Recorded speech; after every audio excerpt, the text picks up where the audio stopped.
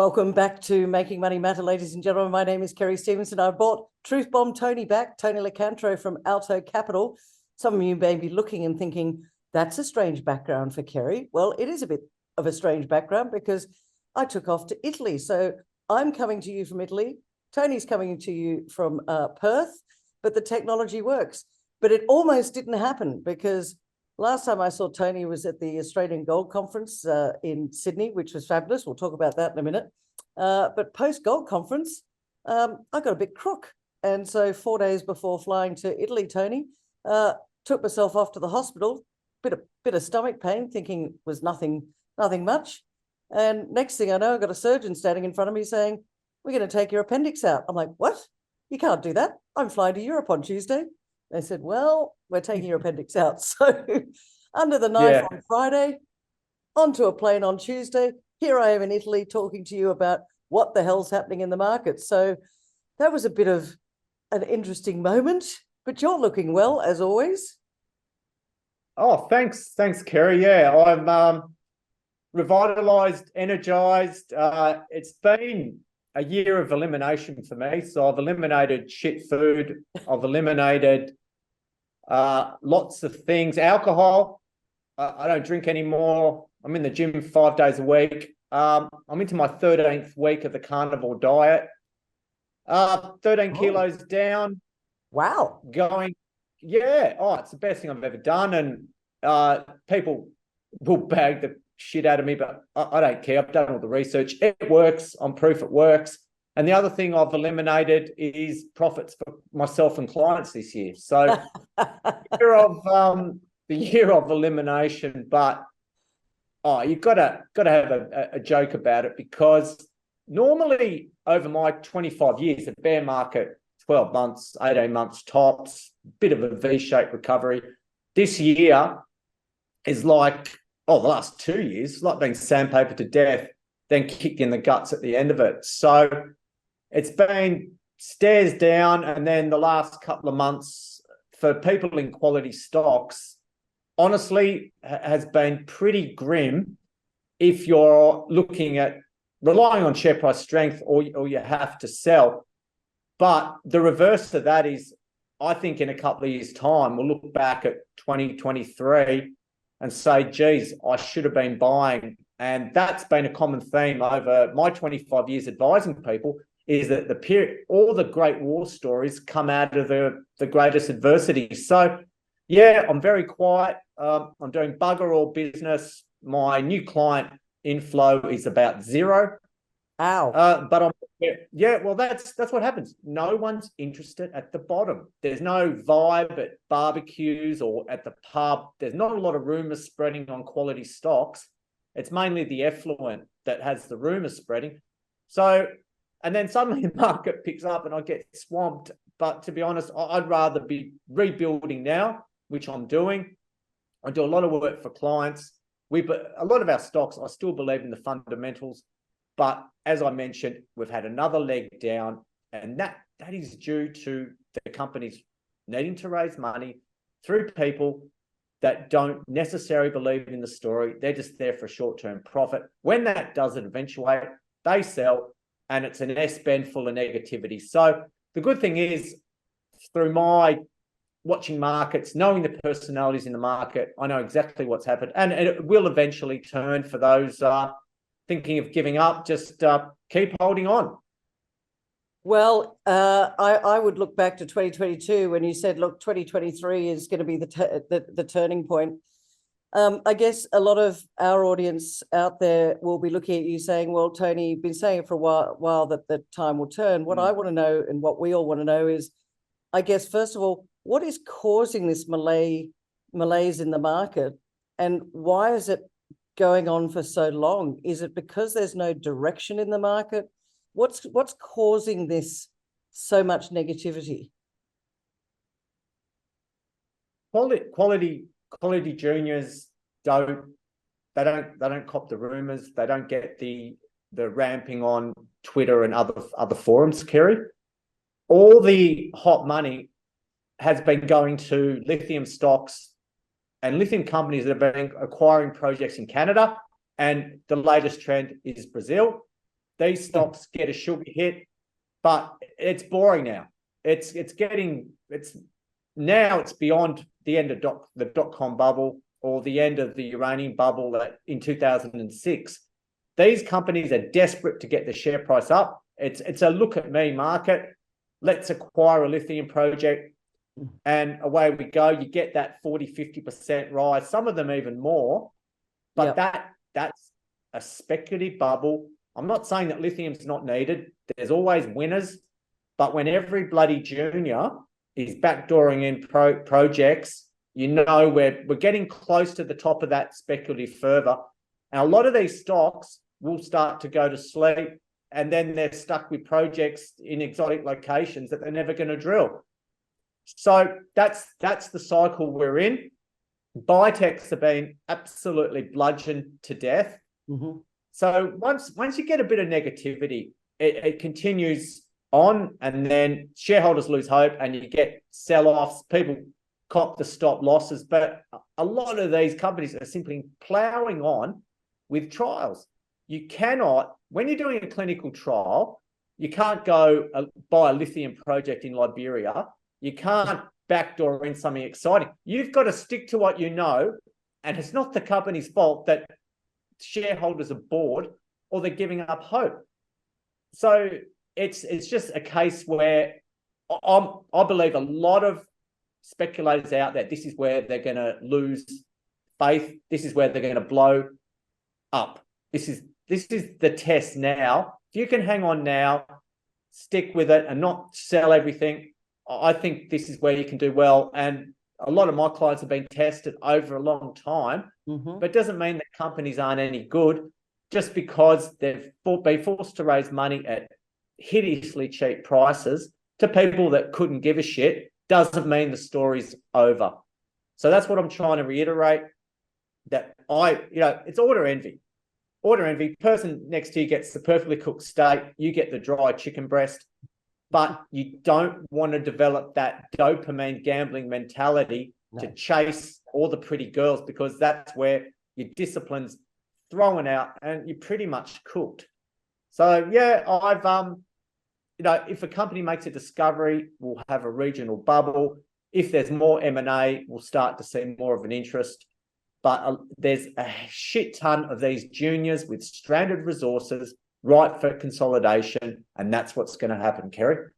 Ripe for consolidation. Okay, so do you think that there's going to be a lot of M&A activity as we go into the end of 23 and into 24? And I guess people are looking and thinking, well, where do I go from here? Because my as you say, my portfolio has been sandpapered to death. I'm very nervous about going in and going all in. I've said it before, I'll say it again. Rick Rule says when everybody's turning left, turn right. But how do they know whether to turn left, turn right, or just stick in the middle and wait for it? I mean, how long can you wait while all this negativity is on the boards at the moment? I'd suggest that many viewers of this channel and speculators, it's money they don't need. It's punting money. So I say to clients, look, if you've got a job, good job, you've got income, take up golf or something for maybe a year. Just stop watching it the whole time. The sellers now in these stocks are wrong. They're wrong. That's it. End of story. I've got faith, the valuations. So they have to go out and do the research, and that's it. They can read Twitter, they can read any forum they like, they can join a cult. But the speculation is you don't want to become a gambler. You need to stay steady. I've seen the big returns, and they're through patience. And some of these stocks on their way from cents into the dollars have dropped 70% along the way. So anyone that says they can hold to the end is a bullshitter. Either you're in a coma or in prison without Wi-Fi. That's the only way or you lose your mail. So there's always reasons to get tipped off. And I think market bottoms are nasty places, because I can sense it in the phone calls. Everyone wants management sacked. They say they're not promoting themselves. They're raising money at cheap prices. Everyone's choice. You got no choice. You either, what do? You either grow, you go out and drill, you stick to what you need to do. I'm sure these managing directors have had a complete gutful of all the shareholder complaints when they're simply doing their job. They're either drilling, they're working on resources, they're doing studies, or they're in clinical trials. There's nothing they can do about people selling. They can't go out and put out fluff announcements. No. You've just got to. And as I said, all the best stories I've been involved in have come from 5 cents and below, 10 cents, 20 cents. Some of these gold stocks look as though they're going broke all the way to 30 Bagadin. Yes, So, I like that, 30 Bagadin. And we'll come on to gold in a moment, because I think, yeah, that's one of the areas. But it's interesting, isn't it, Tony? And I'll just mention this, if I could quickly, is, again, Rick Rule spoke at the gold conference. Gotta love Rick. But back in the day, Rick tells the story of Paladin. When Paladin was belted down to, I think it was a cent. It was really belted down, and Rick backed the truck up, backed the company, because he knew what they had was a good project with good management, and that's what he was looking at. As he says, don't look at what the price is, look at the projects, do your research and understand what it is that they've got. Lo and behold, Paladin got back. Rick did extremely well out of that, and that's what you've got to look at. And I think that goes back to what you said a moment ago, which is a lot of people are looking at social media and taking their cues from that, rather than looking at and doing their research by reading the quarterly report, looking at what they're doing. Are they drilling? Are they bringing projects further forward? Or in the case of biotech, are they getting it forward with the clinical trials? Yes, they have to raise money. That even if the share price is under really tough conditions, they're still doing their job. They've got to raise money. They've got to take it forward. But at some point, there will be a change. And I think that's important, ladies and gentlemen, for you all to understand that even if these things have been sandpapered to death, if you've done your research, and that's the most important thing, you can listen to Tony and I, but you've really got to do your own research, especially in this market, and don't lose hope, because companies will do well eventually, but they are going through a bit of a tough time at the moment. So, Tony, let's get into some of the specifics. We always like to do a couple of specific stocks. One of the ones that I've been watching, and by the way, ladies and gentlemen, not financial advice, as I said a moment ago, go and do your own research, not just on the overall company, but do your research, read the quarterly reports, even speak to the managing director, pick up the phone, but don't whinge and complain, find out what the company's doing. Tony, one of the ones that I've been looking at, and I'm very interested in, Red Metal, which I believe has got about 50% ownership of Morona Metals, which is another one you like, which presented at the Gold Conference. Talk to us about why you like it, and what research you do to have confidence in, for example, Red Metal. Keys management, Rob Rutherford. Red Metal's been listed 20 years. 20 years as an ASX company. Now, I need to disclose to viewers, they went ex rights today. Oh. So if you buy the shares tomorrow, you're not going to get access to the rights issue. So I just raised money for the company at 8.5 cents with a 1-for-2 13-cent unlisted option. So I've done that placement. My clients and I, we own 10% of the company, so we'll take up our rights, and he'll still end up with 298 million shares on issue. For a company listed 20 years, the guy's a friggin' magician. Yeah.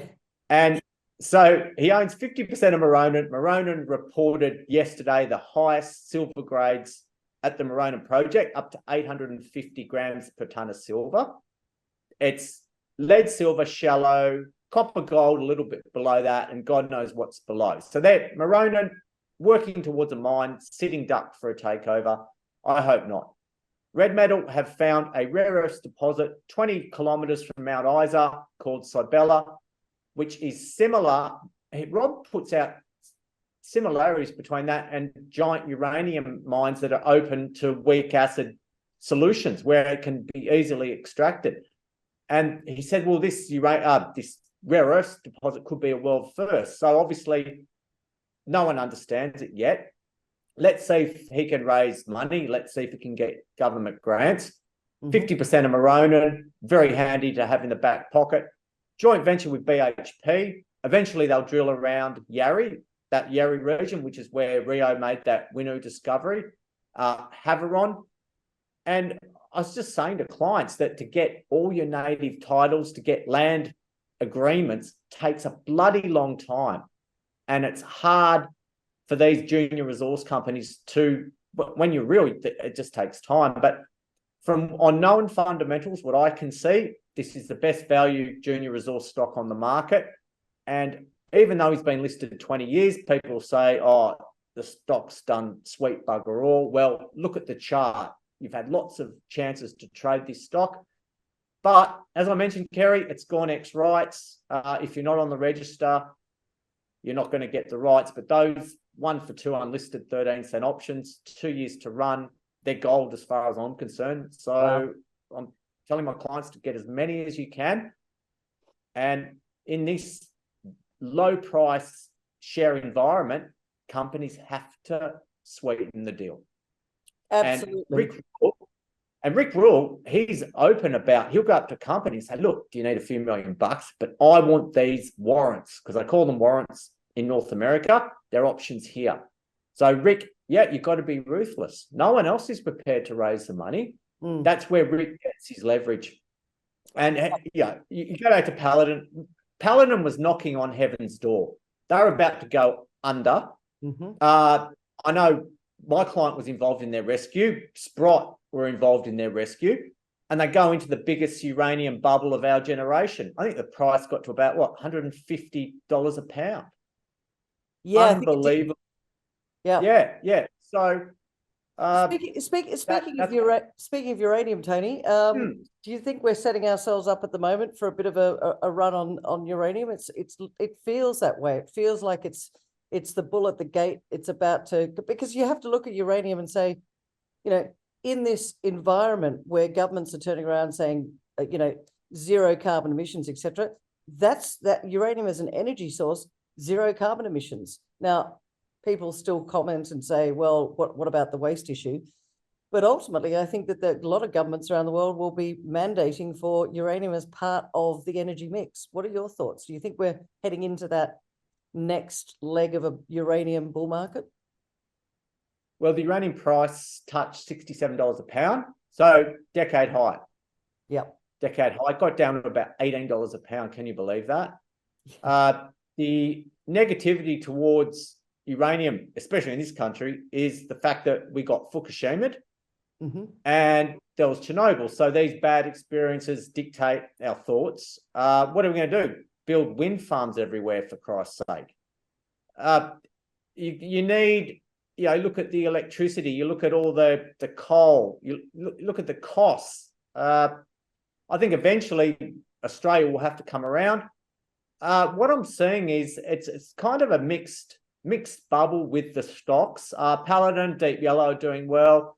Some of the other stocks, Elevate, and actually Bannerman's doing really well at the moment, which is trading at 24 cents equivalent, about 25 cents equivalent from 3 cents before the last run. So, but I've noticed that stocks in the Athabasca Basin, some of the results have been disappointing. Yep. And these stocks get absolutely poleaxed. So you just don't want to go out there. If your company that you're involved in, they're only early stage, and if they come up with shit results, the market just punishes it. So can uranium stocks repeat 2005, 2006? I'm going to say no. Oh, because we're not going to have stocks go from 1 cent to $10.80. It's just not going to happen, Kerry. okay. It happened with some of the lithium stocks, Liontown, 2 cents to $3. And now Gina Reinhart wants to get involved. It's always good, these billionaires with too much money, that they could just throw their money around and I want to block that takeover and I want to buy that building. And oh God, it doesn't make you happy though. No. So that's where we're at. And I think we're in such a chronic low price environment that speculators, their stock will go from 2 to 4 cents and they'll take it and they're sold way too early. Yeah. Because where this if you look at the mining pages in the financial review, I go through it with a highlighter. I haven't seen it this bad. Everything of quality, apart from a handful, has been decimated. There's no interest in gold stocks. You can have 1 million ounces with your value between $10 to $20 in situ per ounce when it should be 40 to 50. And I can just see that some of these big companies like Ramelius just hoover everyone up. They've just hoovered up Musgrave. Yeah. Westgold likely to be a predator. So Westgold, Ramelius, who knows? You look at Bill Beeman at Develop, what he might get up to. Look at Sandfire. There are independents. So there's majors out there. Why find it and take 10 years to develop it when you can just go in and buy cheap ounces? So takeovers are all ego driven. Everyone's got a bigger one than the other person. So, and that's why a lot of takeovers occur at the top when there's no value. So this next bull market is going to be a lot of fun. I'm backing silver to the absolute hilt. Wow. Unfortunately, I think silver's the best commodity / precious metal you can have because it can easily be manipulated in a northeasterly direction. And there's bugger all silver stocks in the ASX. And people will say, oh, wait, Maronan's 390 million ounces silver equivalent, yet it's trading at 30 mil cap. And then you start to see increases. Then people will be buying silver projects in Venezuela, all these countries. And then if it really gets interesting, they'll peg leases on the moon once they've run out of silver leases. Yeah, and it's also interesting, just briefly going back to gold. We had a great gold conference, didn't we, Tony? Yes, I was about to fill in for Rick Rule. I had 15 minutes of stand-up comedy waiting. I was mic'd up, and I got to MC a session. And it was memorable for me, Kerry. Christian from Talk Metals, very confident Colombian, got on stage. And at the end of his presentation, I said, have you been sampling your country's national product? And he wasn't insulted. He just smiled at me. And I said, Colombia is not just famous for cocaine.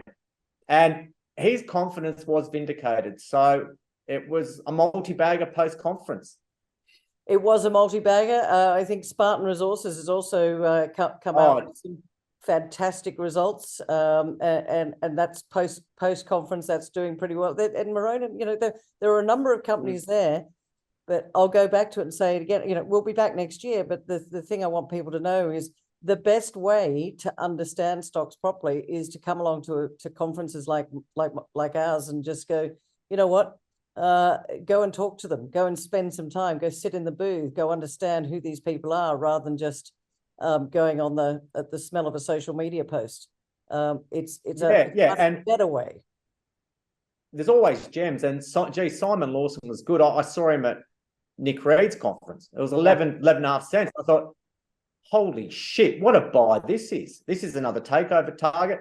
Then it gets to your conference, and then they've now got over 700,000 ounces with one of the best discoveries in a long time, close to a plant, less than 5 years. And then I'm thinking, geez, they're not going to pay tax for a while because the company went to heaven there briefly.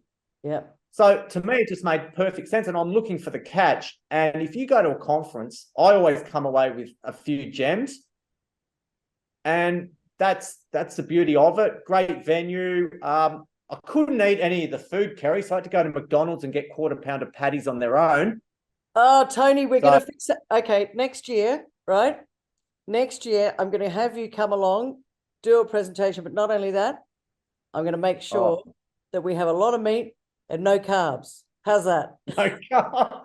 Oh, yeah. They look at me funny at McDonald's, but anyway, I'd love to come again next year. That venue is brilliant, and that's the best gym I've ever worked out in. That was just spectacular, overlooking Sydney Harbour.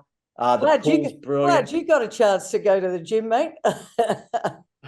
But no, fantastic conference, and I think that's what the mining industry is all about. To get together, you've got obviously the presenters that have a lot of success. They're rightfully borderline arrogant, and the message is that even those presenters that haven't snorted a line of cocaine, that present Tony. steadily, you should not dismiss them, Kerry. No, you shouldn't okay. dismiss them. And sometimes they're trying to tell a story. Not everyone's excitable. So watch the presentations, listen. Some of the other key speakers were brilliant, absolutely brilliant. Yeah, and by the way, ladies and gentlemen, if you missed the conference, or even if you were at the conference and you missed some of the presentations, every single one of them, every single one, are now up on the YouTube channel, Making Money Matter on YouTube. So search for Making Money Matter on YouTube. They are all there. And this week, I will also be posting the 2 panel discussions we had. One was all about what the professionals look for, and the second one was chaired by Sean Russo, who's always fabulous and always entertaining. So I would urge you to watch both of those because you will learn more. Tony, last word goes to you as always, because we've run out of time. We're being sandpapered to death. The market's pretty shitty, but that doesn't mean that you should turn away from the market. You should be looking at opportunities. What's your final word? Find the right company and swing hard. Now's the time not to be defensive. Now's the time to be aggressive, because share prices, if they're not at the bottom already, aren't far off it.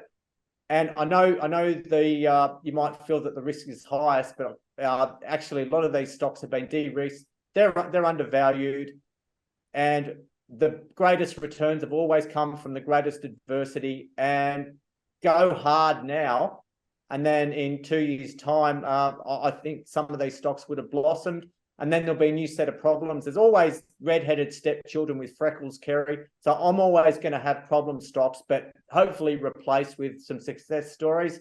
And keep watching the channel, keep learning, and stay safe. There you go. Keep watching the channel, keep learning. Make sure you subscribe, hit the like button, share with other people, because, ladies and gentlemen, I am growing this channel. I need your help to be able to grow this. So do me a favor, do Tony a favor, hit that subscribe, hit that like button, and we'll see you in a couple of weeks' time when Truth Bomb Tony will be back at it again. And by the way, don't put nasty comments like, oh, Tony, you recommended this stock and that stuff. Yeah, you know what? Wow. It's a really, really interesting time in the market. And what Tony says is just his commentary. Do your own research. That's how I'm going to leave this week. Talk to you soon. Thanks, Tony.